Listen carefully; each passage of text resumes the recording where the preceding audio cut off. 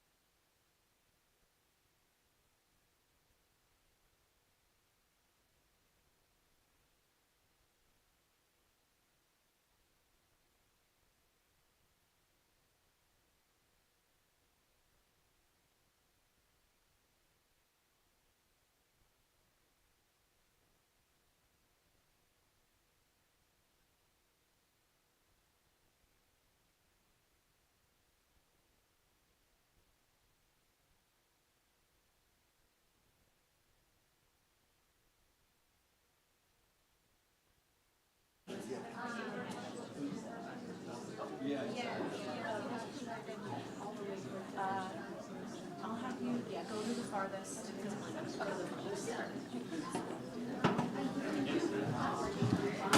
Good afternoon. I'm Tracy Gordon, Robert C. Posen Director of the Urban-Brookings Tax Policy Center, and it's my pleasure to welcome you to New Perspectives on the Fiscal Outlook, Can We Avoid a Crisis? We are helped by our colleagues at The Economist, who just put out this special issue, which seems to suggest it's going to be very difficult. So I will go straight to introducing our first two speakers. Bill is the Arjay and Francis Fearing Miller Chair in Federal Economic Policy at the Brookings Institution. He's also the co-founder of the Urban-Brookings Tax Policy Center, for which we're very grateful. And he's authored numerous books and articles on tax and fiscal policy, including Fiscal Therapy, Curing America's Addiction to Debt and Investing in the Future, and the paper he'll be discussing today, Fiscal Consolidation, Lessons for the United States. Maya is president of the Committee for a Responsible Federal Budget, where she and her colleagues work tirelessly with members of both parties to write prolifically on tax, fiscal, and economic policy. And I hadn't realized until recently that Maya is also spending a lot of time thinking about our nation's growing political divisions and how to fix them, as well as technology and the future of capitalism. So we have the perfect two people to kick off today's conversation, and they are followed by a superstar panel after that. We are going to let them each talk for a few minutes and then engage in a little bit of conversation. So, Bill, take it away.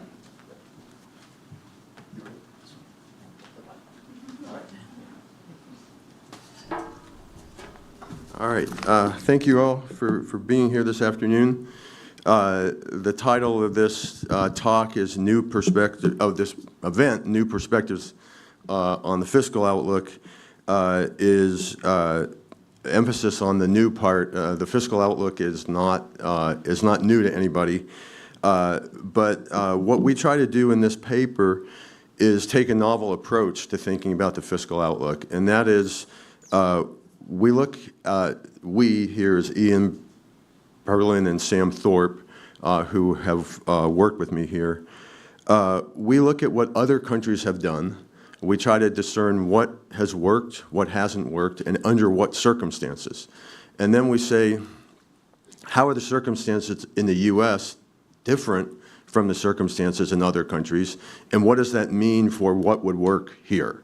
So it's a little bit of a circuitous route to getting to a conclusion, but hopefully it's educational as well. So there are two parts. One is, what do we know from other countries? And then two, what does that mean for the United States?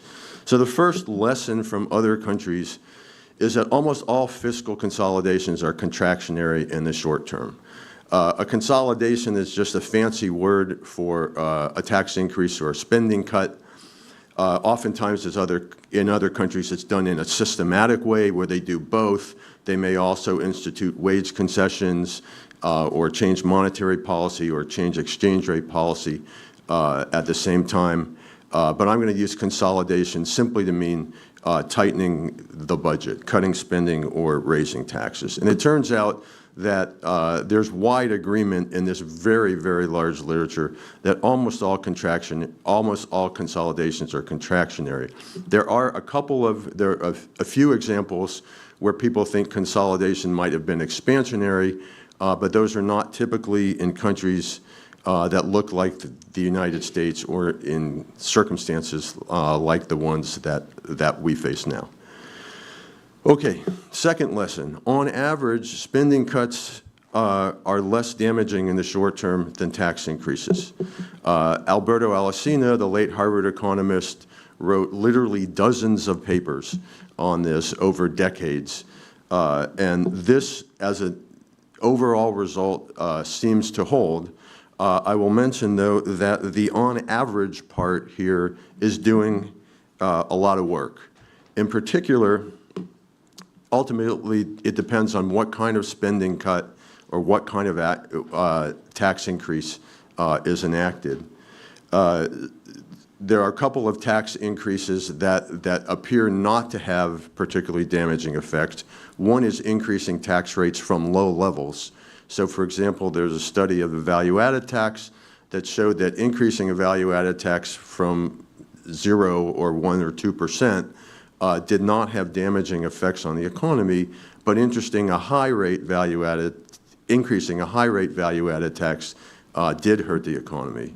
Likewise, there's a study by economists at the IMF that shows very convincingly that expansions of the tax base have less damaging effects than increases in tax rates. So there are ways to expand revenues that are less damaging or not damaging to the economy as a whole. And of course, as we think about this, the short-term effect on output is not the only effect of interest. Spending cuts tend to be more aggressive than tax increases, for example. And the other caveat to this on average result is that oftentimes it appears that other policies, the monetary and the wage and the exchange rate policies, are not the same for tax increases as they are for spending cuts. And I'll give an example of that in a second. Okay, the third major lesson, the famous comment by Keynes, the boom, not the slump, is the right time for austerity at the Treasury. And this just says if you're going to consolidate, try to do it when the economy is doing well, when it's expanding. And the idea here is intuitive. If the economy is expanding, it can kind of soak up the spending cut or the tax increases. Whereas if you cut spending, raise taxes during a recession, you're doing it in an already weak economy and compounding the effect. And I won't say this is a unanimous result in the literature, but it's a strong result. Certainly the preponderance of studies find that consolidations during expansions are less damaging to the economy than consolidations during recessions. All right, then there are a couple of other results, a few other results I just mentioned. Monetary policy can reduce the short-term effects of consolidations. Basically, a monetary expansion can offset some or all of the fiscal contraction. There's evidence from several papers that after the global financial crisis, most European countries consolidated, some quite strongly. There's a fair amount of evidence that that ended up raising their debt-to-GDP ratio in the long term rather than reducing it, because by consolidating in a recession and by consolidating when their partners were also in a recession, they made it, they exacerbated the negative effects on output. And lastly, it will surprise no one that voters punish austerity. In the European context, it's especially spending cuts that voters punish. Okay, so let's turn to the U.S. How are we different from some of these countries? Well, unlike the European countries in 2009, we are not facing a short-run emergency. You know, there's more volatility in policy certainly these days. So, but basically the economy is moving along. We're not in recession. We're not experiencing capital outflows. That's for sure. So that's good news for us. That means we can focus on making these changes that we need to make when the economy is strong. We can make gradual changes rather than immediate changes, and all the evidence suggests that's a recipe for a more successful consolidation. The second difference with the U.S., between the U.S. and other countries, and I mean European countries in particular, is our tax and spending policies. We tax substantially less, we spend substantially less, and in the tax system, we have way more tax expenditures, that's a technical term, way more, than other countries. And again, the literature suggests that tax increases from lower level of taxes are less damaging than tax increases from higher level of taxes.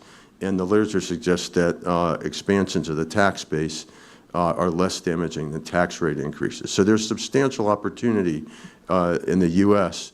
To either create new taxes like the value-added tax or to close the tax expenditures and that have the potential to not hurt the economy. On the spending side, we spend far less than other countries do, and so if there are diminishing marginal returns to spending, you would think that cutting spending from a low level is more damaging than cutting spending from a high level.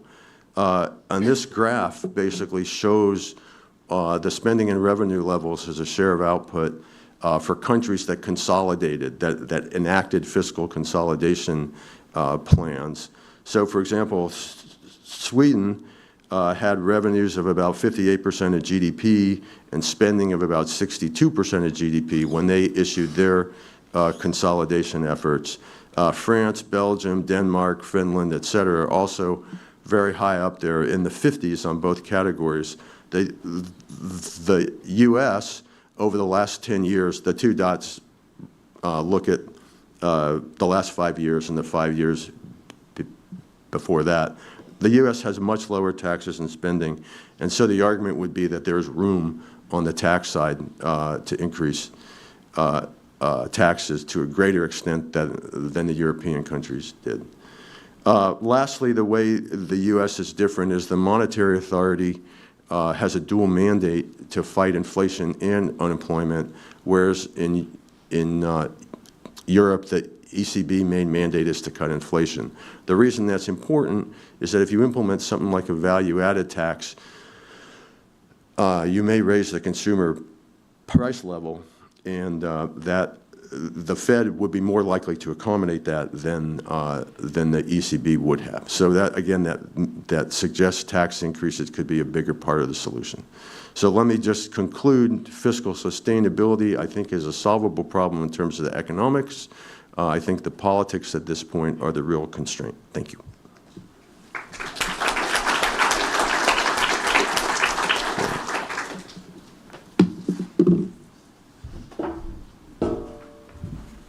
Thank you. Hello, everybody. Actually, it's good that we switched and you went first, because I'm going to kind of start where Bill left off, which is the politics and how hard they make the situation. And what I want to talk about is how we should think about responding to a crisis. I'm going to actually start with what I think may be the most depressing beginning to a talk that I've put forth, but it's all the things that are really bad right now, and it's just like a long list of everything. So first, if you look at where we are in the fiscal situation, our debt is at a near record level of GDP, highest it's ever been since World War II. Our deficits as a share of GDP are the highest they've ever been outside of an emergency period. Our interest payments on the debt are the second largest item and the fastest growing item in the federal budget. They are now larger than Medicare. They are now larger than defense. They are now larger than all the money we spend on children in the federal budget. Our two major trust funds are going bankrupt, projected in 7 years right now. And we have a political class that is busily promising not to fix the problem. We are issuing so many treasuries, both because our deficits are so huge, but also because we have a lot of short-term debt that rolls over, that there are big, broad concerns that we don't have enough demand for the treasuries that we have the supply of. And if you look at the past decade, more than decade, we've only had one deficit-reducing bill. Basically, every piece of legislation that we pass makes the fiscal situation worse. So the fiscal situation is terrible. As we will all be reading and learning, if you haven't already, in this week's Economist, is that the situation is not just the U.S., it is global in the developed economies right now. So they are all suffering from high debt levels and also poor demographics, which make all of this so much more difficult. Thirdly, the budgetary pressures. There are so many budgetary pressures pushing up right now. I could identify easily, and you could probably think of many more. But there's the national security demands, everything from stronger cybersecurity to more drones to new weapon systems to a much faster, more competitive environment where our adversaries are catching up quickly because of the way that weaponry is changing. There are the huge disruptions that AI may well create for the workforce, which we seem to be doing absolutely nothing to prepare for and are going to certainly be expensive and a drain fiscally. There's climate. There's geopolitical tension with China and the pressure for stronger, and I think rightful pressure for stronger industrial policy that we need to think about. There's an affordability crisis in everything from healthcare to housing. Like, each one of these things has a claim on the budget that could push it up. Again, an environment where we are very unwilling to even discuss paying for those things. I talk about the budget, and then there's the fourth item, which is we don't actually budget. We don't budget. Here we are in the middle of a government shutdown. We don't pass budgets more often than we do. This government shutdown, one of the asks is actually $1.5 trillion in new borrowing, right? You haven't even heard any discussion of the huge price tag that is on the request for more spending on healthcare, but it's become to the point where to open the government, people are asking for $1.5 trillion of borrowing. That just shows you how far we are from making this situation better. And there are basically no constraints on the fiscal situation other than the debt ceiling, which in and of itself has become something dangerous. But if, hypothetically, we did pass budgets, there's no constraining force in them to limit how much more we would borrow each time. And then finally, I think, and this is the political part of it, but the levels of polarization are breaking this country.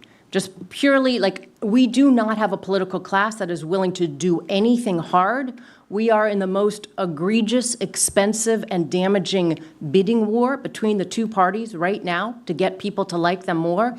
Here are huge tax cuts we can't afford. Here's huge spending we can't afford. And you don't even have the parties pushing against each other anymore. They're both embracing both of them.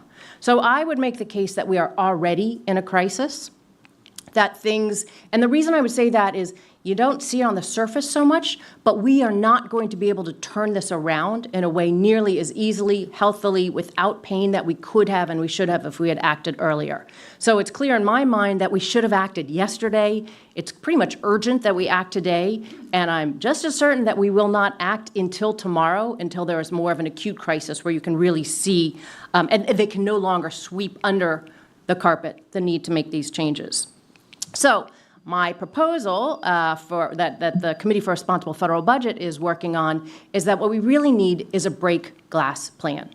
In case of emergency, What do we do? Because we're going to need to take action, but I'm pretty certain that the responses we will come up with in the moment will be wrong. There will be lots of pressure to borrow, and we probably should borrow. Borrowing has been very important in the past in case of emergency, but it's also done huge damage to the overall fiscal health of the country because we don't have an emergency where we borrow and then reduce the debt the way we used to. Now we borrow, and then we continue to borrow when the emergency is over. So if you think about when we went into the Great Recession, the debt as a share of GDP was below 40%. When we went into COVID, it was below 80%. Today, it is 100%. We have never gone into a fiscal crisis of any sort with as bad a fiscal situation as we currently have. Great Recession deficits were 1.1%. Right before COVID, they were 4.6%. Today, they're over 6%. So we know that it's going to be much more difficult, and there will be tremendous pressure to borrow. And I think it's really wise if we have something ready to go to help push us in the right direction if and when this crisis happens, if we don't act before, which I fear we won't. So what we're proposing is a four-part framework. Actually would love feedback on this. We're still kind of trying to think through it, so we welcome all input on it. But the first thing is that the emergency measures really have to be crafted for the response that we're in. There's so many different kinds of crisis it could be. It could be a supply shock. It could be demand-driven. It could be a financial crisis. It could be a treasury auction problem. It could be a black swan. There'll be a different response that's needed depending on the crisis. What we should not do is wrap up all the policies that everybody wants to do right now and call them stimulus, right? And then usually it's like the Republicans get theirs in return for the Democrats getting theirs. No, we really have to make sure that we target something and craft it towards the actual crisis that happens. But more than that, it seems prudent that we tie all of that borrowing, even though it's the right time to borrow, it doesn't mean that you shouldn't offset the borrowing over time. So we think it's really important that there is a 2-for-1 offset on all stimulus borrowing. That will serve as the kind of constraint we don't have. Is it really worth doing? If we're going to borrow $400 billion over a year, say, then over 5 years, a longer period of time, you'd find $800 billion in offsets, which would both pay for it and serve as a down payment on deficit reduction to move us in that direction. We'll be putting together lots of policies where there's kind of bipartisan agreement. There has been for some time that they'd be sensible policies to have those ready to go. The third thing is that there should be kind of default deficit reduction that's also there. And the idea that we've come up with is, what if we freeze all indexing in government programs, that's kind of across a lot of different parts of the budget, put a cap on discretionary spending, and have a deficit reduction surtax. These are all blunt, across-the-board policies that would, over time, bring us down to a deficit target of 3%. You guys remember the days when we used to try to balance the budget? That was like a fiscal goal that I just think there is no practical way that we are going to get there anytime soon. We shouldn't talk about it because it means we're shooting for something so impractical we won't even try. So we're kind of looking at, Secretary Bessent has talked about bringing down the deficit to 3% of GDP. I think that's a sensible target. It's aligned with stabilizing the debt. So if you put in place those automatic kind of stabilizers themselves, those automatic stabilizing policies, that would bring us to deficits of 3% of GDP within a decade. And then finally, the fourth part is what we should do today, but we should do then also is make sure there's a fiscal commission that's put in place that can replace a lot of those blunt policies with better thought out, more targeted policies. But we'll at least have a default that's put in place. So that's the proposal that we're working on that I hope we do what Bill has laid out, all the right things that we know we should do. We know how we should be crafting a consolidation plan. We should be doing it now before a crisis hits. But in case we don't do that, I think it would be really prudent for us to have something on the shelf ready to go. So in that moment of crisis, it will be easier to make some of the choices that will not turn whatever kind of a crisis we have also into an additional kind of fiscal crisis because we borrow and make the situation worse without having any offsetting policies. So thank you.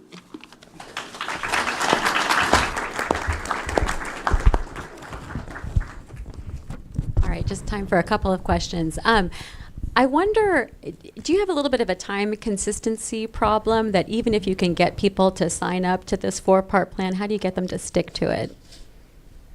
I mean, every single, can you hear me? every single part of the way is a problem, right? Like getting people to agree that we're going to need something is going to be a problem. Getting people not to have sticker shock because we're so out of practice of doing anything difficult is going to be a problem. Getting people not to say, oh, but we need a sweetener, and outweighing any of the hard things they do with doing 3 new easy things is going to be a problem. And certainly having anything stick will be incredibly difficult. Every time we've put in place any kind of constraint, it's basically a matter of minutes before Congress starts figuring out ways to get around it. But that's what we do over and over again. We've come up with spending caps, we've come up with pay-go, we've come up with the Fiscal Responsibility Act. You come up with new constraints to try to nudge the budget in the right direction, and you hope that lawmakers will understand, for the good of the country, it's good to have those there. And maybe if it comes from an outside group of organizations, people putting on the pressure to do it, it will take away some of the political heat from them, and privately maybe they'll appreciate that we're kind of pushing them to do the right thing. Can I just add to that? If we do have a commission, which I think probably on balance is a good idea, but there are arguments back and forth. If we do have a commission, I would like to see a commission where each party chooses the members of the other party that are on it. That the Democrats choose the Republicans choose the Democrats.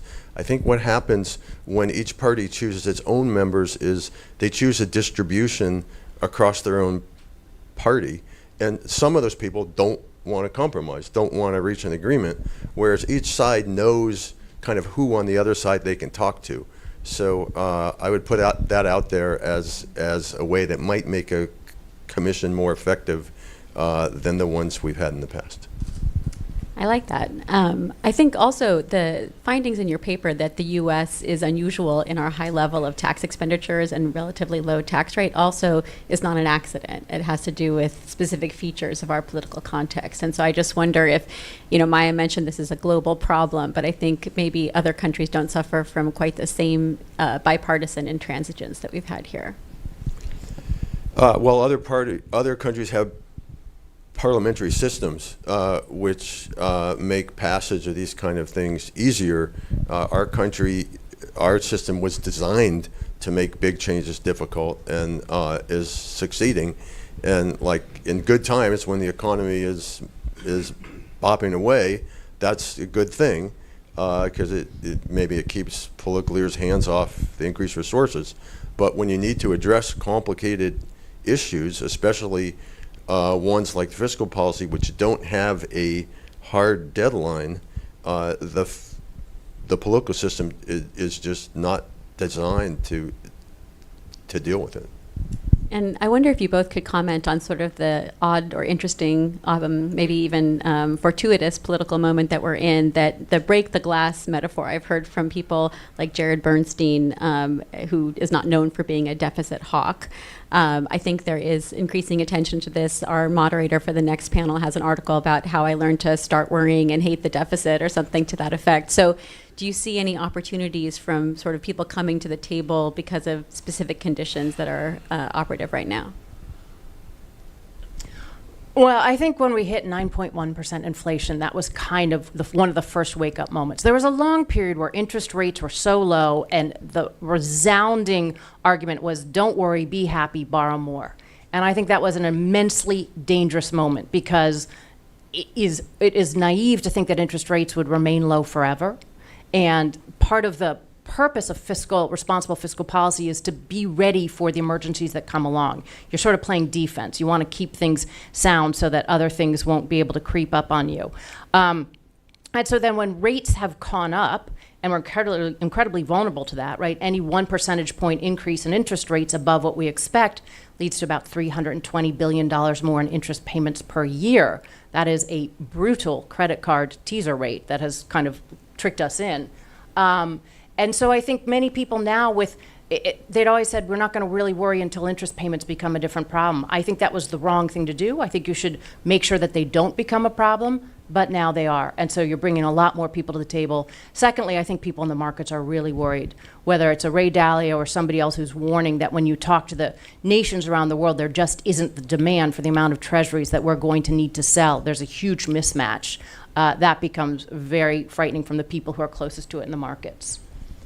Everything that Maya said is right, but I want to emphasize that interest payments are the symptom, not the cause. The cause is the primary deficits, the difference between non-interest spending and revenue. And essentially, just the math of it is when the interest rate equals the growth rate, net interest may be big, but it's not adding to the debt to GDP ratio. It's the primary deficit, and we have primary deficits built in to the forecast for the next 30 years, as far as the eye can see, and well beyond that. And so it's a matter of either cutting non-interest spending or raising taxes. And AI might help, it might boost the economy, but there's no kind of reasonable estimate that's out there that says that AI will get us out of this. There's ultimately, inflation is not going to do it, default is not going to do it.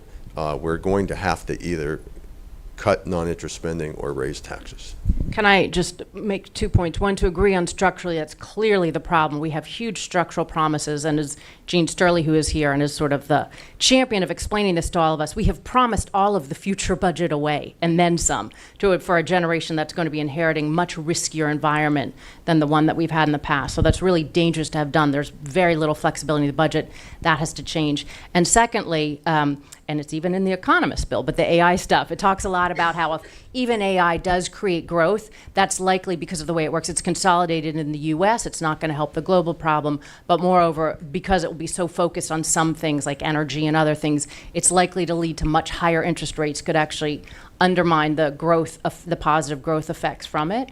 And then just thirdly, I think that whenever people are talking about AI optimism, which generally is like a lot of hand waving, like maybe AI will fix it. But there's also the whole, it's completely compartmentalized. There's incredible growth prospects. There's also incredible disruption, disinformation, weaponization prospects, which will be incredibly costly. So I think you have to look at both of those. And I realize you weren't saying AI is going to fix it, but I still hear people kind of clinging to that. And I'd say that is very unlikely. I think we have to get to the next panel. I just want to say that after the reconciliation law passed, Ezra Klein referred to the Committee for a Responsible Federal Budget as perhaps the saddest think tank in Washington. And I think that what we've seen today from both of our speakers and what we will see in the next panel shows that nothing could be farther from the truth. There are a lot of people who are thinking actively about these issues, who have ideas, conviction, and energy, and we will figure this out. It is true. We're very sad. We really wish that we could fix things really soon. We're glad you're here. Thank you.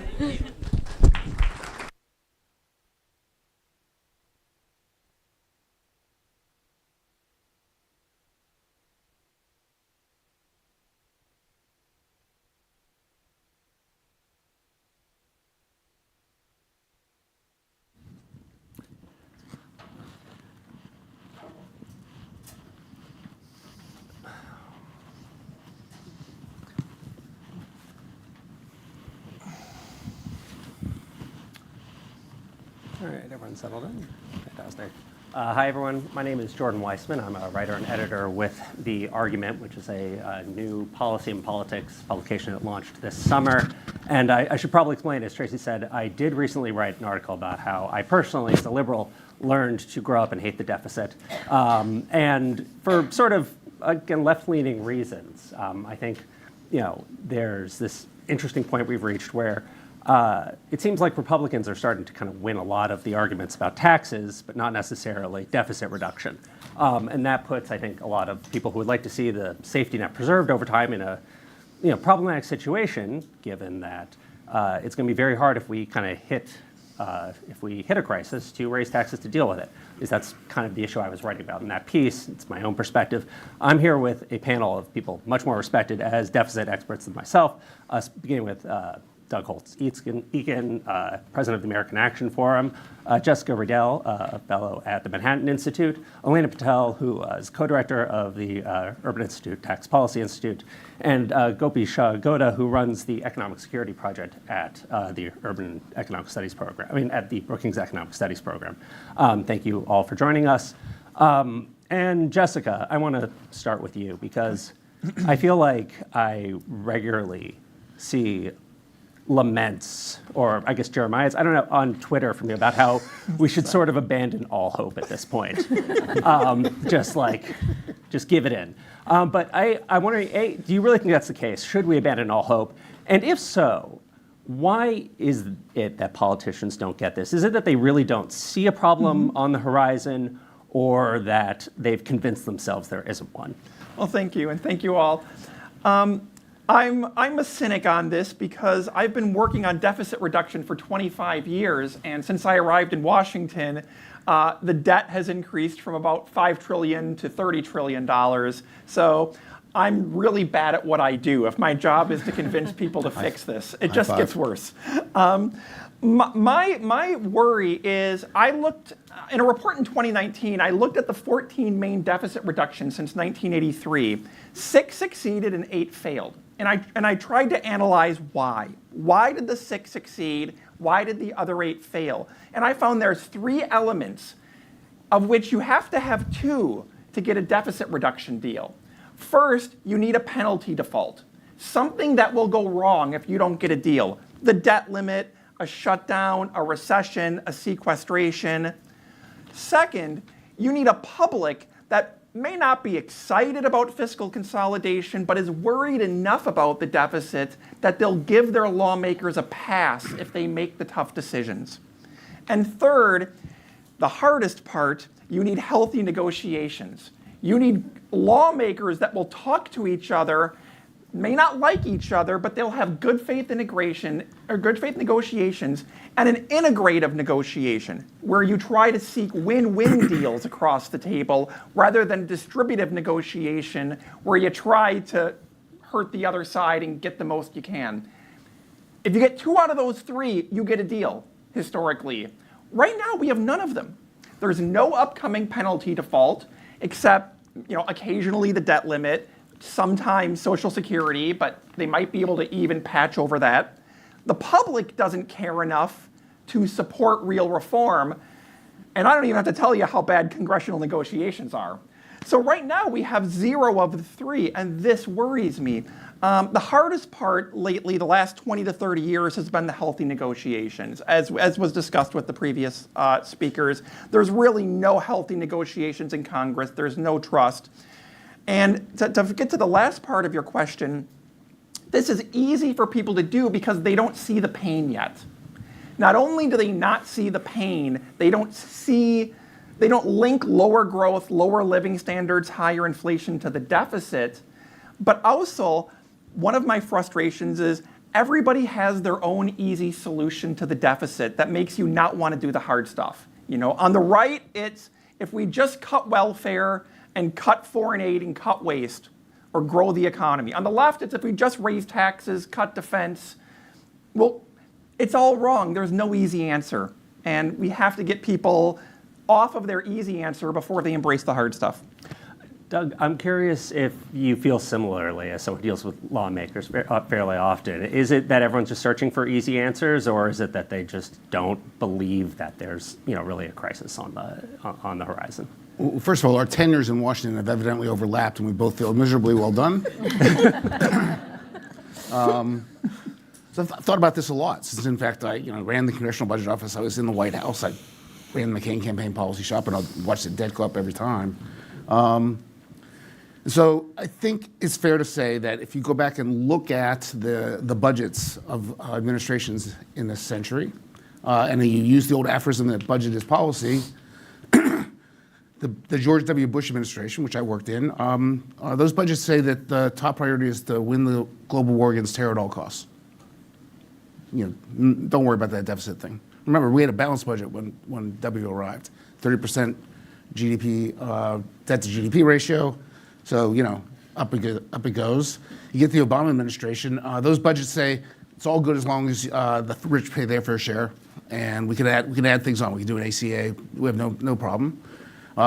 Do not try to read the Trump administration budgets. They say nothing about debt or deficits. It's literally 0. Never a word in the State of the Union.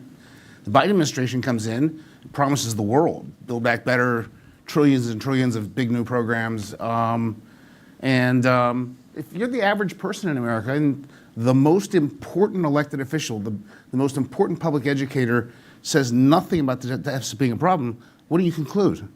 There's no problem. I think the vast majority of Americans think there's no problem whatsoever. And so if you're a member of Congress, you go to the town hall and you say, got a great idea. Let's reform Social Security. You're working at the Tasty Freeze in a week. I mean, it's over. People just don't want to hear that. So you've got to get the retail politics to change so that members care about fixing these things. Then they might even talk to each other. And I think I'm more optimistic than Jessica is on the opportunity that Social Security is. I mean, when the Social Security Trust Fund is going to exhaust in 7 years. And that means that people who are 55 and want to retire at 65 do not know what they're going to get, because we're going to do Social Security reform somewhere in the next 7 years. And so they're going to start saying to their member, hey, what's the deal? What am I going to get? When are you going to fix this? And that's very different from don't touch it. That's touch it. Now I need to know what I'm going to get. Let me finish.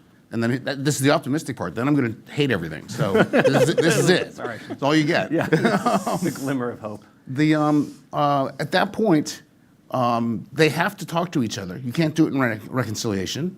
So it has to be bipartisan. The person who is going to get elected in 2028 and be president of the United States is going to know this happens on their watch. They're going to want to warn voters it's going to happen. They're going to want to prepare the political ground for it. That's an environment we haven't seen in a long time. And I'm optimistic that if we can just, sort of be ready for that moment, we can make some real progress on Social Security, and then it'll bleed over into the rest of the budget. So I do want to say that the Congressional Budget Office does not appear to share your optimism right now, because if you look at all their debt projections, essentially assume that we're going to kick the can on Social Security. That it's based on the idea that They have to. Yeah, they have to. But so No, that's the rules of doing the projection. You have to assume all the spending happens, right, and that when the trust fund exhausts, it continues to happen, which is not the law. Well, so what I was going to ask Gopi, that this is for you. How much, because you focus on Social Security, how much of our problem actually gets fixed if we fix Social Security? How much is this a retirement crisis problem versus an everything else problem? So Social Security is a huge part of the issue. It's about, I think, 1.5% of GDP. Yeah. It is the shortfall, and so dealing with that issue is a huge piece of the problem. If you look at just aging more generally, I mean, how we got here is a lot of because of changing demographics.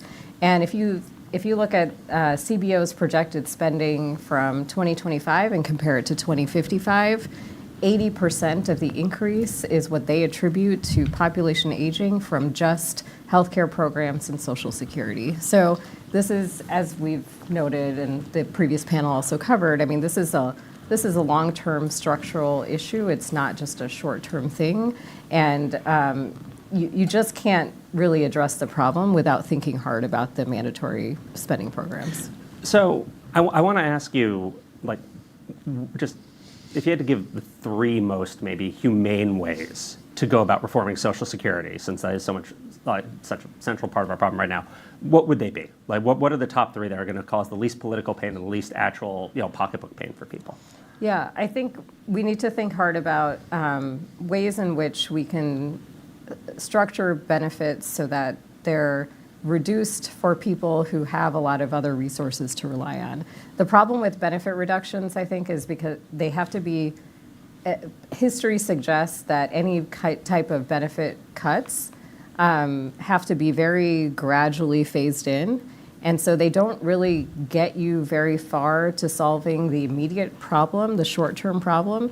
There's one exception to that, which is we have levied new taxes on Social Security benefits when, in 1983, the last time we had Social Security reform, and those took place relatively quickly. But otherwise, the increases in the retirement age that were implemented as part of the 1983 reforms took 20 years before they even started to affect people's benefits and 40 years before they were fully phased in. Mm-hmm. And so just to really address the growth in spending that is projected over time through changes in the retirement age, it's very difficult to do that very quickly. So I think looking at revenue increases has to be a part of the solution as well, in part because of that short-term mismatch. When you're looking at revenue increases, the same principles of taxation apply to Social Security. If you can increase the base Let's think about that. There's a recent proposal by the CRFP on including non-wage compensation as part of the base of levying payroll taxes too. And I think that is something that should be on the table. So I want to make sure I'm thinking about this correctly. So as a non-expert, but the idea is that if you want to deal with the short-term shortfall in Social Security, that means revenue increases are almost certainly going to have to be, unless you're going to get really dramatic benefit cuts, which is what we're trying to avoid, presumably. I think that's right. Okay. Yeah. So- But also in terms of how you do the benefit reductions, I think there's a lot of ways to cushion those who rely on benefits the most, and sort of, if you're going to implement benefit reductions, you could do so in a progressive manner that protects the people who really rely on Social Security for their main source of retirement income. Got it. Elena, I think there's, at least in Democratic circles, there's this idea right now that they've become the party of fiscal responsibility, especially in wake of the big beautiful bill, which you can talk about how much that was or wasn't deficit financed, and want to discuss that. But at the same time, Democrats have sort of said we're not going to tax anyone but the very rich. How much does that actually constrain their ability to deal with the deficit in a responsible way at this point? How much is the Biden no tax pledge, if that lasts, going to tie their hands?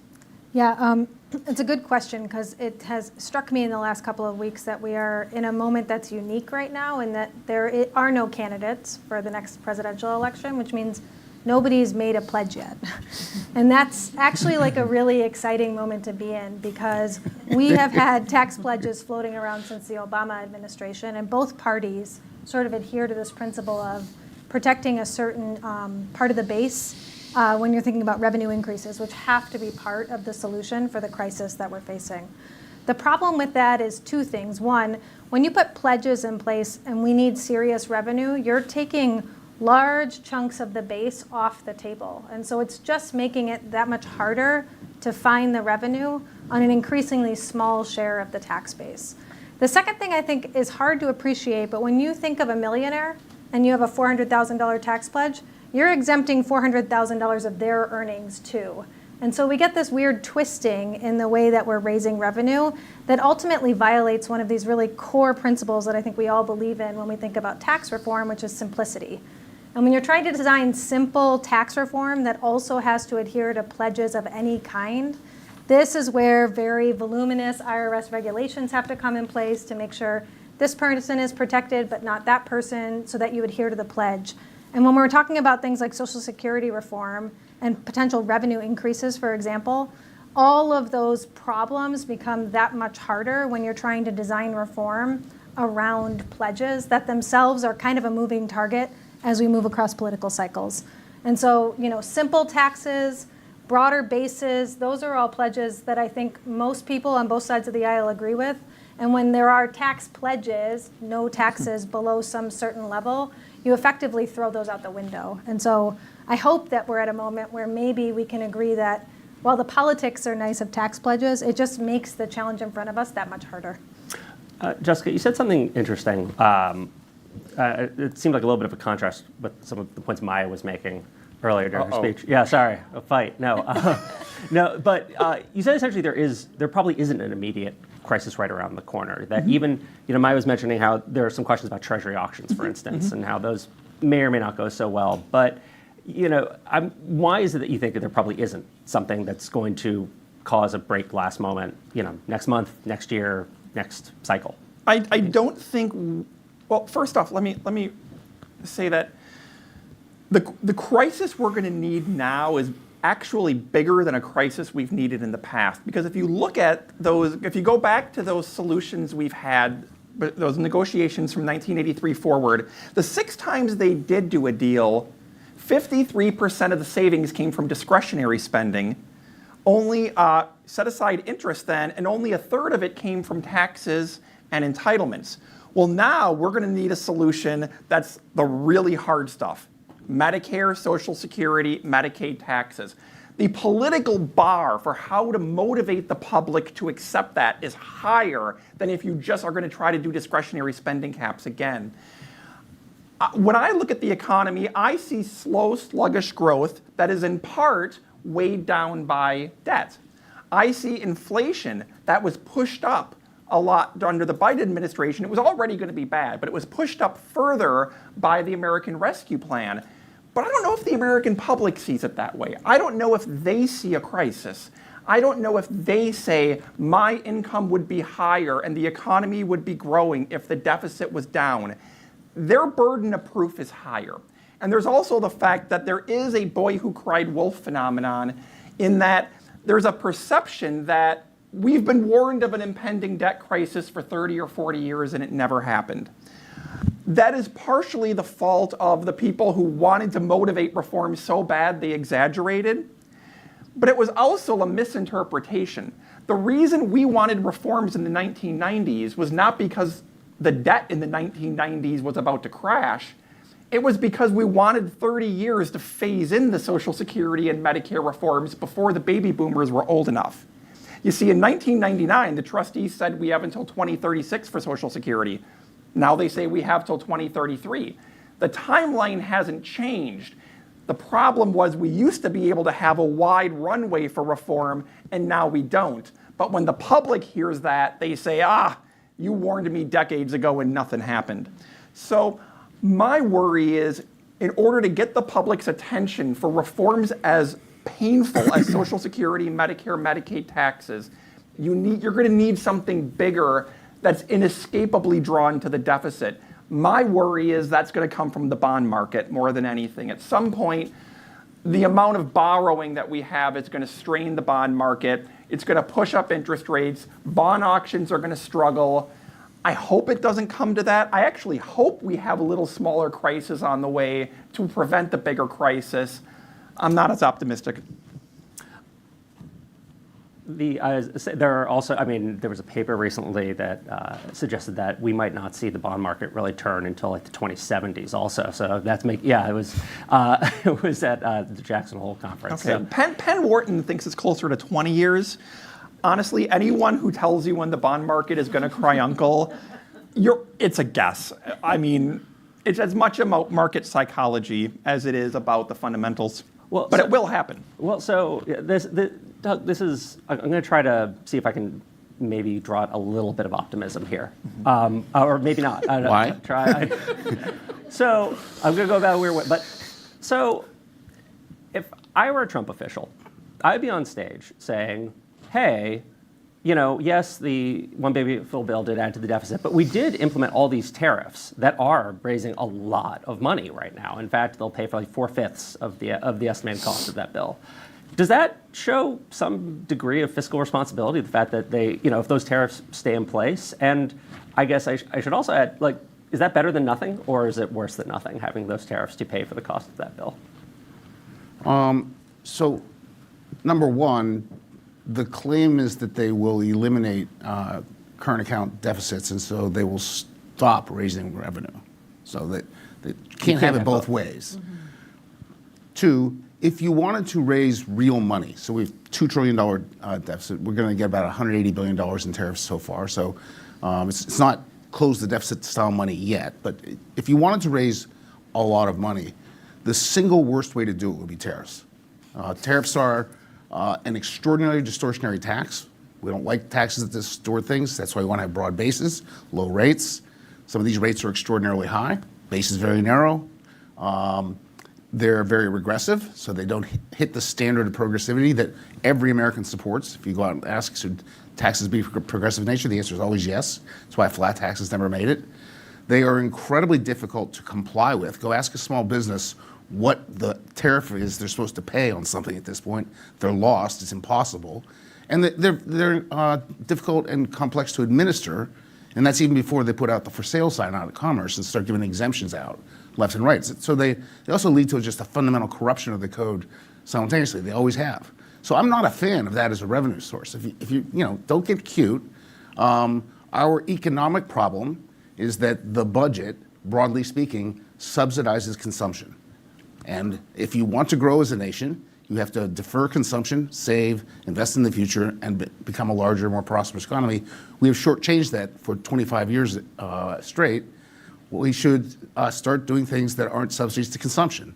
So I once convinced a politician who was running for president to tax employer-sponsored health insurance for the very first time. This was, did two things. Number one, he lost. Yay, Doug. And two, I became a raging incrementalist. But it might be time to rethink that. I mean, that's the single biggest tax expenditure. And we ought to be putting everything on the table in a moment when I think there is a reason to be concerned, right?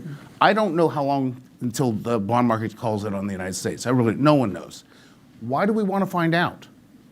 There's no reason to run the experiment, because to have that happen is to fail.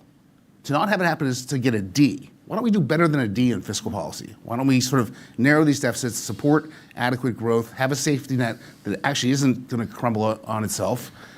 There's a lot of things we can do. A different way to say it, to pitch the optimism is, all of our problems are self-inflicted. We can fix them. We just have to decide to do it. Well, so let me ask a slightly different. I was being a little too cute, probably, but you might say tariffs are a bad consumption tax, right? They're maybe the worst kind of consumption tax from the perspective of an economist. But does it show willingness on the part of maybe conservatives now to be a little bit more open to something like a consumption tax, or is it just so far afield from what an optimal tax is here that it gives you no confidence that something better might be in the future? I think if we put up the blackout curtains and brought in the Republican caucus and asked them to raise their hands if they like this tax, you'd get no hands. I don't think this has changed the fundamental opposition to taxes that have been there for a long, long time. I really don't. I think it's the power of this president to squelch dissent about it. And had to vote on it, it never would have passed. It wasn't in the big, beautiful bill for a reason. And the Constitution gives them the power to levy tariffs. They've delegated to the executive, and so they could do this. At any point, they're not.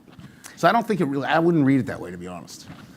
Elena, keeping on the topic of optimal taxes, that's one of your areas of specialty. Can I say just one more thing about that? Yeah, sure. The thing I talked about is a consumption tax. Stop non-taxation of health insurance.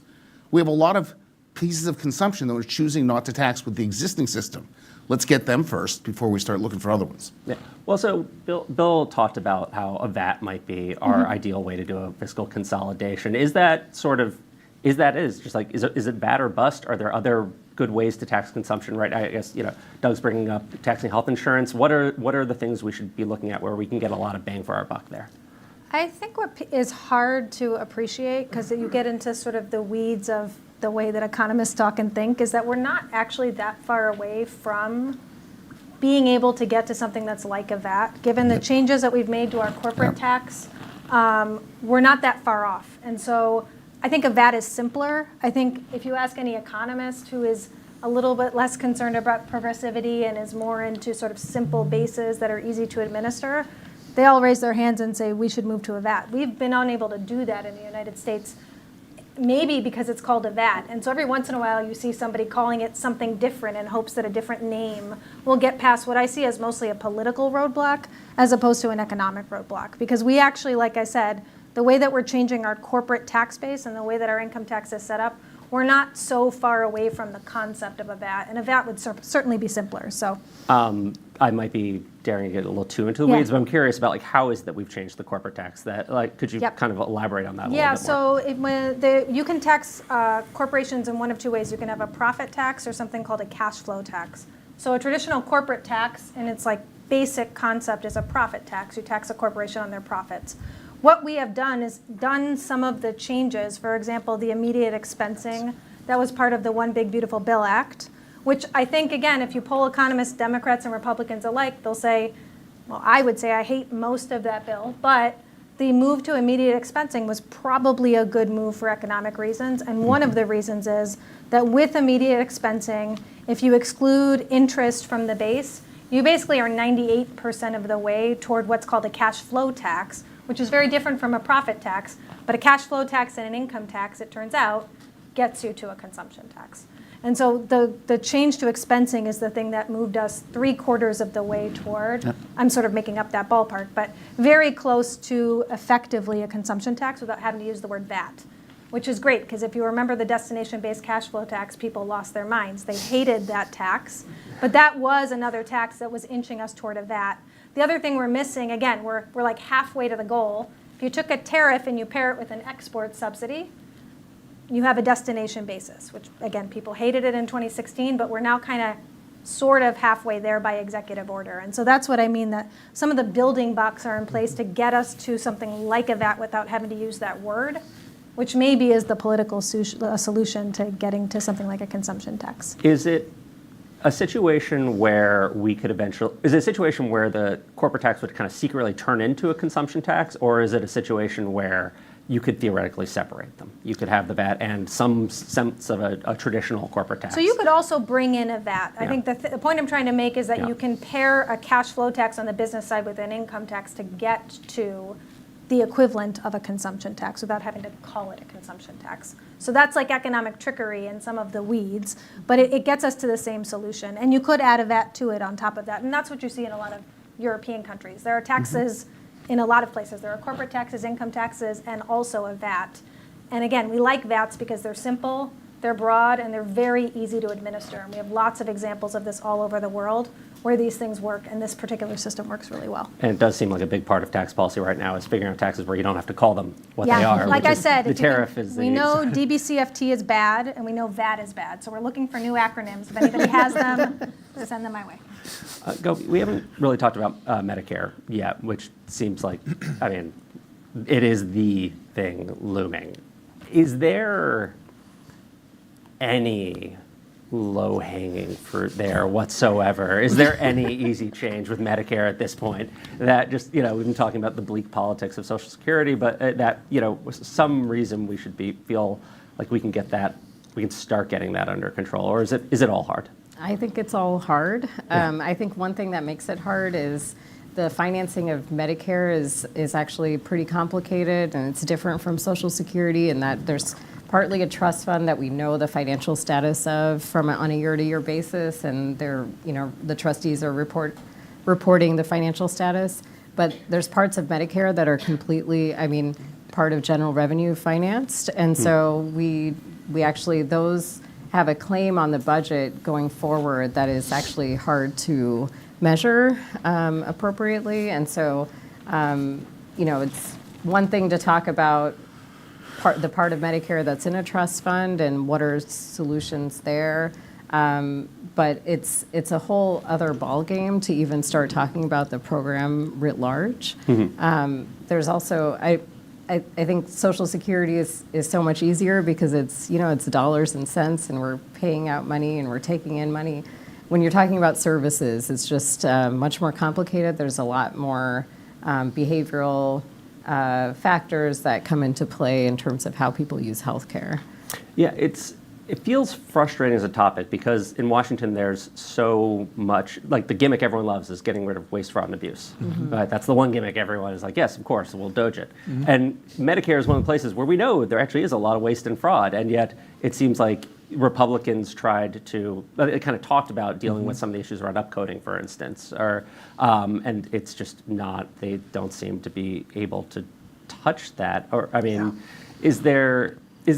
other places, I just kind of name-checked one, but are there places in Medicare where you would at least look as, in theory, that we should be kind of going to first?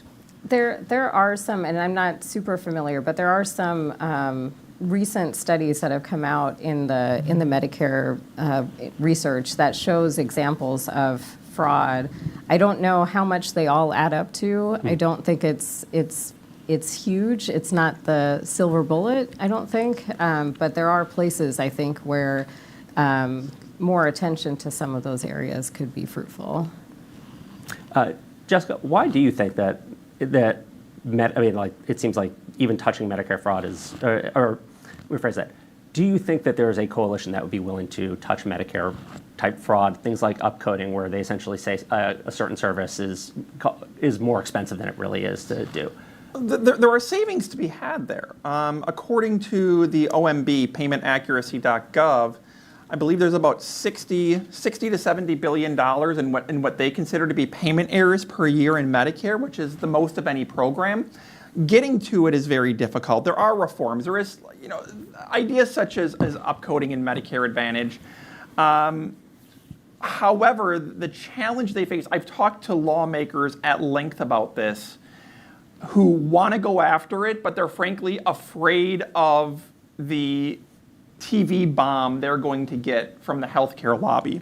And that makes it extraordinarily risky. I think if lawmakers were in a room and they had to save money in Medicare, usually they try to go after the providers first. If you look at this historically, they try to go after the providers first.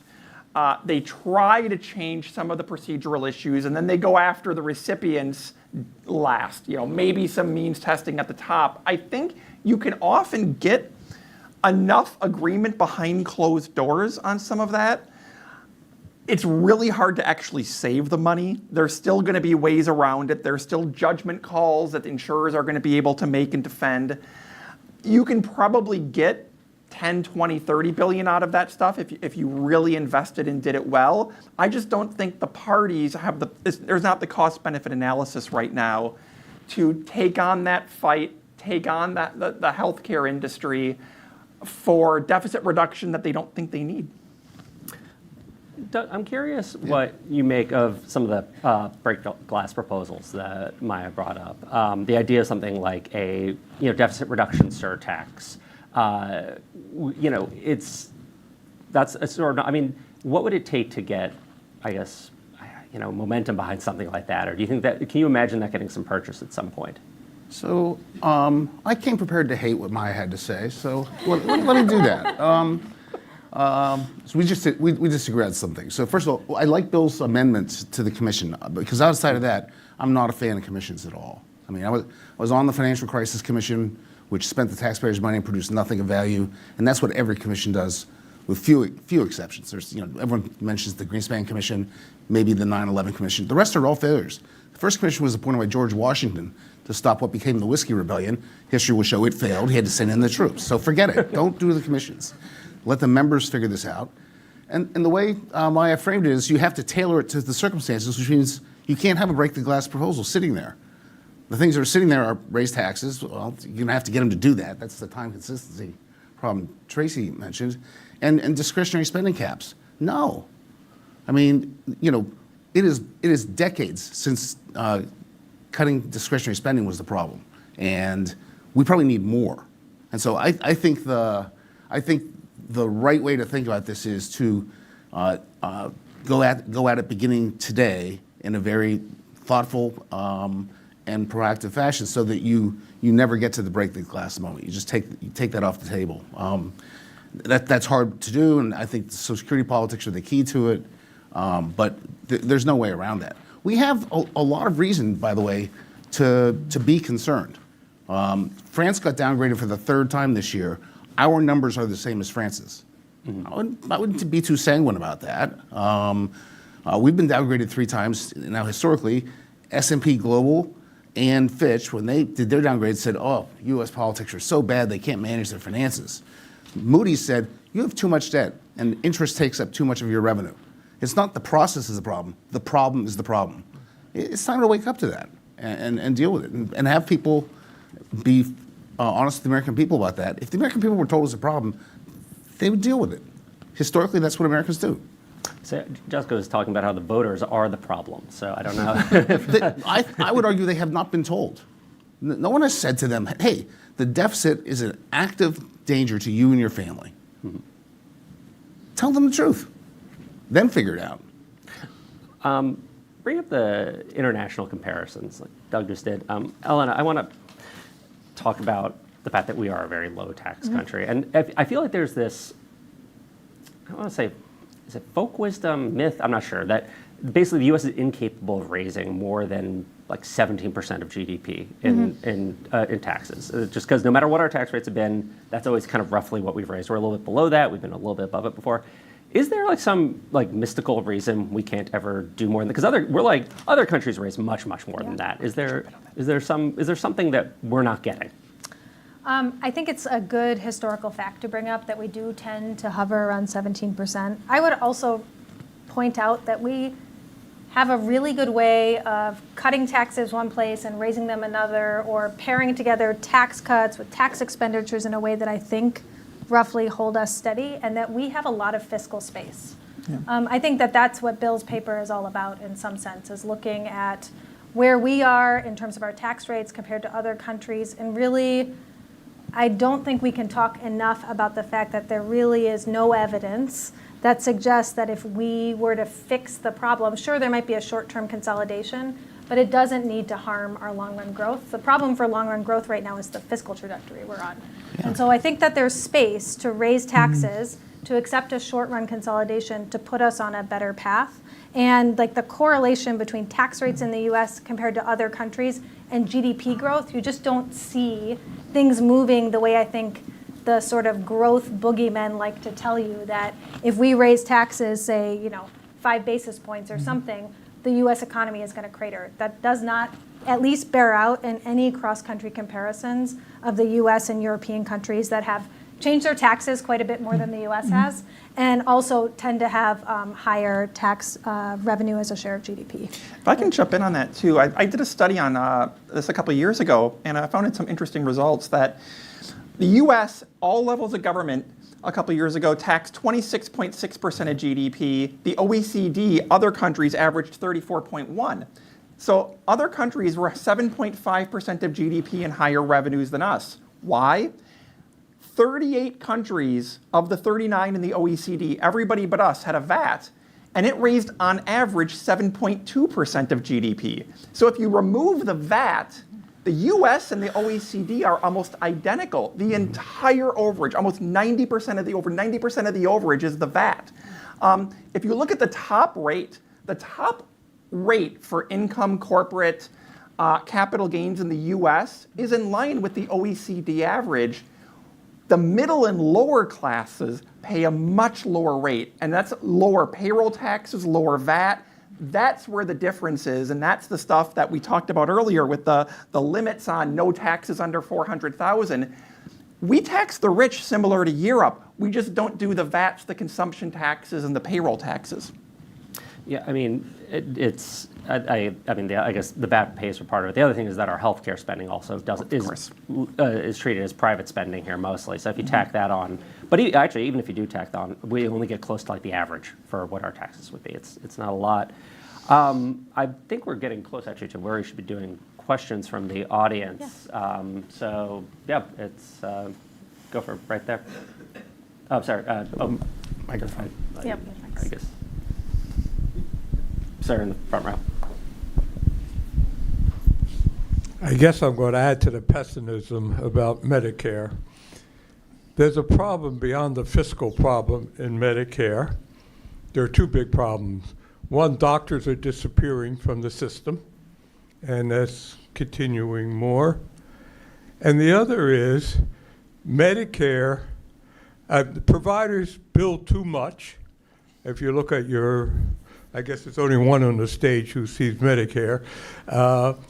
If you look at your bills, the providers are charging extraordinarily high rates, and Medicare is providing extraordinary low payments that don't cover their costs.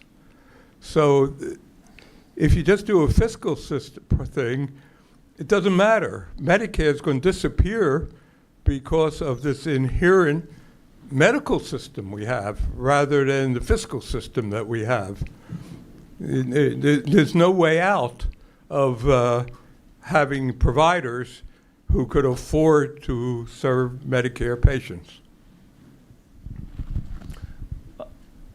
Is there, I guess, I'm curious for the panel, is there a long-term, and does anyone have a good model for a long-term fix for Medicare payments? Are there any proposals out there for how to kind of get, correct them on a 10-year, 15-year timeline or anything like that, so it wouldn't be no one has any idea?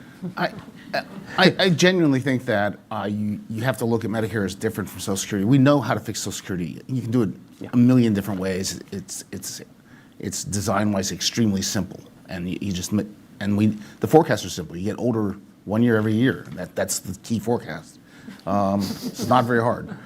Medicare is incredibly hard, but the biggest issue is the one that was referred to earlier, which is, Part A has a payroll tax and trust fund. It looks like a mini Social Security, but Parts B, C, and D are all premium finance, where Congress designed it so that the premiums only covered about a quarter cost of the program, and they get an unlimited draw on the Treasury. If you give the U.S. healthcare system, doctors, hospitals, patients, the insurance companies, an unlimited draw on the U.S. Treasury, you know what they do? They take it. So the number one thing that I would do would be to put a budget on Medicare so that there's a finite amount of resources each year that group has to divide up and do something good with. That's step number one. And incrementally identify the reforms that allow you to stay within that budget. You won't identify them until you have to, so force them to have to. But don't try to fix it all at once. We're not smart enough about what the future technologies are going to be. We're not smart enough about the future morbidities. And we want to just do incremental changes that hit targets in a slow fashion. And that's what I would do. Sir. There's only one thing that's going to force Congress to restore fiscal sanity and sustainability, and that's a constitutional amendment that limits how much debt as a percentage of the economy we can take on. Now here's the news. As far back as 1979 through 2017, enough state active applications existed for an Article 5 convention dedicated solely to fiscal responsibility. And if Congress doesn't call that convention within a reasonable period of time, we're going to have a real constitutional crisis. Because that is one of the ultimate checks and balances that the founders put in, envisioning that Congress might become so out of touch or out of control, or there could be so many fundamental conflicts like controlling spending and debt, term limits, campaign finance, that the states needed to be able to have the right to do it if Congress wouldn't. And again, solely fiscal responsibility, no runaway, nothing else, not a constitutional convention. Your thoughts? Does anyone have thoughts about how we can avoid debt crisis turning into a secession crisis, I guess? Or? So there is actually a pretty large literature on fiscal rules, and that those rules, things like the deficit limits in the EU and sort of things which would actually bind the hands of our Congress. The key right now is you can't. They can always waive something. They can always pass something new. So you have to have something constitutional in nature which binds them. Those have proven to be effective around the globe. So if you want to get to the fiscal house in order, that has to be on the list. That is the only virtue of a balanced budget amendment. It's a binding fiscal rule. And this would be a similar thing, a debt to GDP limit. Do we feel like the fiscal rules in Europe have been net positive at this point? Or, I mean, you were just talking about how France, for instance, is heading into, is in the same place we are, and they, of course, also went through the Euro crisis. I don't think the EU is the ideal example. I mean, okay. It's not particularly functional. So fair enough. Which is a good example of a country. It's Switzerland. Switzerland, Sweden, Germany. Mm-hmm. Got it. The only thing I would say, yes. just to follow up on that, is I think that at the state level, balanced budget requirements make sense. At the federal level, in moments of crises, like whether the Biden administration overshot the target, I know is a subject of intense debate right now, but the U.S. responded in the last crisis in a way that they didn't in the Great Recession. And there's also a lot of evidence that suggests part of why the United States is in such a healthy macroeconomic place right now is because of the response of the federal government. And so tying your hands in moments of fiscal crises at the federal level can have an unintended consequence of basically hamstringing the federal government from being able to take advantage of markets to respond to crises. And so it's, I think, just balancing these two considerations. Hello, I just wanted to thank everyone on the panel. So it's a two-part question. I am a high school biology teacher, not an economist. So I see that there is a Social Security cap, right, for about $176,000. If we remove that cap or increase that cap, could that just be a simple solution, or am I not seeing something that I should be seeing? The cap is definitely on the table. In the 1983 reforms, the Social Security cap covered about 90% of all wages, which was actually kind of a peak. That wasn't normal, but it has since then dipped, and the current Social Security cap covers about 83% of all wages because it has not fully kept up with the growth of wages. If we removed the cap, well, first let me say, the Social Security shortfall, the annual shortfall in the program is 0.5% of GDP now. It's going to grow to 1.5% of GDP and level off there. If you remove the cap completely, you get about 0.8% of GDP. So you get rid of about half of the long-term gap. You're going to give back a little bit of that in benefits, because unless we want to totally delink benefits and taxes, you're going to get back so there's going to be some earnings benefit from that. So you could get about half. One question I have about doing that, though, the wisdom is, let's say we have room to raise taxes on the rich by about 10 or 12% before their combined federal, state, and payroll taxes get up into the 60s in certain states, which is about the revenue maximizing rate. Let's say we have room for about 10 or 12%. Do you want to use that all for Social Security? Which means you can't raise tax rates on the rich anymore for Medicare or family leave or child care or infrastructure or education. I would actually rather save some of those revenues for other priorities and try to make the Social Security system work a little better without that. That being said, while I don't think the cap will ever be removed, whether it might be raised back to, say, 90% of wages again, which would be about $300,000 a year, I think there's a good chance that more incremental step will be part of a solution someday. I would just add to that, and the reason why I think about the tax pledges, again, I promise I'll stop talking about it after this. Social Security is actually like the exact place where I think we need tax reform, but if you talk about a cap going up to 300,000, it violates the latest round of a pledge we've had. And so this is an exact example of the pledge creates all of these hurdles you have to jump over to try to reform the financing system, because that's where the revenue is below the cap. And so you introduce a lot of complication that, economically is completely unnecessary, but perhaps it's a political trade that has to be made. I've also seen, you were going to say. Go ahead. Oh, no, go for it. I was just going to say one more thing about the thing. I agree with Jessica on all the points about the raising the tax cap.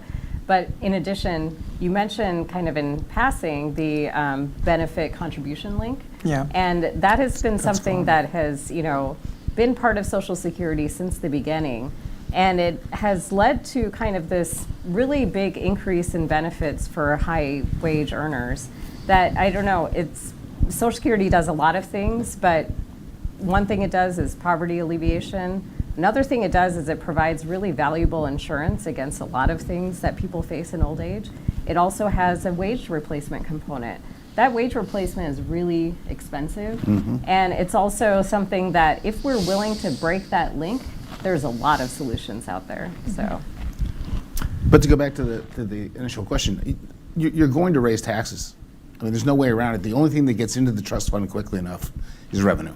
So I think that Elena's point is the right one, which is, okay, let us raise and reform taxes. Every time we say raise, we should be thinking reform. That's one of the lessons out of Bill's research, I think. Do you think conservatives who have kind of processed that yes, there's No. going to have to be a tax? No. Got it. The young lady had a second had a second question. She mentioned after a second part to the question, so I wanted to give her a chance to ask it. Okay, she's done. Oh, she's saying no. Okay. That gentleman over there. No, right there. In 1983, when they reformed the Social Security laws, our pension system made a choice to, one, to take a wage freeze, and two, to go from investing in government bonds to the stock market. The effect is it's made our pension fund today viable. So I was wondering why we don't think in terms of Social Security as deferred wages, and why don't we invest that money in better revenue generators than, I guess it's a pay-as-you-go system for the most part. Would you like to take the question? I can start, but I think, one of the, there's always trade-offs, and taking more risk also has the potential for the stock market to not have performed as well as it has over the past 20 years. In hindsight, clearly that was a good choice, but we don't know what that choice means for the future, and I think that is a really important question when you're thinking about that trade-off is that equity premium always going to be there? Would we be willing to risk our Social Security program on it? I think, I think if we're trying to provide a guaranteed benefit with predictability, there is a lot of value in kind of putting, the money in risk-free assets. I mean, I would just add, I think the time to talk about Social Security and like personal accounts and that stuff was back when Social Security had a surplus to invest. But now it's in deficit every year. Every dollar the Social Security taxes take in immediately go to somebody else's benefits, and they're having to redeem the old bonds, which basically means borrow new money. And so for us to invest new money in the market for Social Security, we would have to first we'd have to borrow the money first. There is a plan in Congress by Senator Cassidy, that would invest a couple $2 trillion now in the stock market, go into deficit, $2 trillion extra, invest it in the stock market, and then let it grow for about 60 or 70 years before we take it out. I have no doubt that in 60 or 70 years, there's going to be a lot of money there. The problem is, in the long run, we're all dead. You add $2 trillion more in borrowing, $2 trillion more in deficits right now, we're going to hit the wall before we get to that point. For the record, hope is not a plan, and that's not a plan.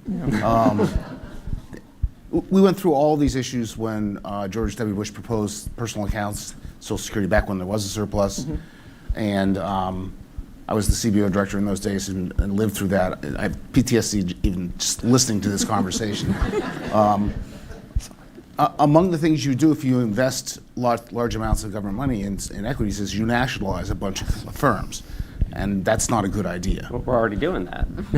And that's not a good idea. I used to say that a campaign was the most fertile environment for bad ideas, but I may have been wrong. Yes. Hi, Gene Sterling. Great panel. I'd really like to ask you to actually maybe think a little bigger than some of the details you've gotten into. I think if there's anything that the current president has taught us, is that in a world where you're going to create losers, or you're going to have a big budget bill, all the lobbyists in town are fully occupied. They're fully employed. And so you may as well go big, because you really don't raise that much more opposition by creating a bit more losers or doing something more comprehensive. And you might actually, and I would say it's happening in this case, you might actually have something good you could point to at the end of the road. So I'm wondering if some of you might think about, what would you do if you really did something big? Doug, would you put budget caps on every part of the health budget and spend the money in some way that's positive for the people? How about an elderly reform that tried to cut across everything and basically tried to do things and made more of the elderly better off, if not the majority? So what can we do that would actually be big and actually show something positive for the people that might at least entice them to favor it? Let's have everyone go for their one big idea. It's a good way to finish. Doug, you were whispering yes when he talked about the health budget. What we've seen from 2000 to now is a rise from 30% of debt to GDP ratio to 100%. The vast majority of that is just generational theft. So take it back with a confiscatory estate tax on the boomers. They stole it, get it back. I would say, at the risk of incurring Doug's wrath, go after the tax exclusion for employer-provided health care, because it's all yours now. Merging your two frameworks, we've already sank a presidential campaign, so we're going to go bigger. Elena? I didn't hate the acronym, and I always say I would bring back up the destination-based cash flow tax. I think we're close, and I think it's a really important reform for the corporate environment. Social Security is called the Old Age Security Insurance Program. Now I'm even missing the acronym. But I would make it into an insurance program and, amp up the insurance aspect and tamp down the wage replacement. Well, I think we're just about running out of time, so thank you to the whole panel for a great conversation. And thanks for good questions from the audience.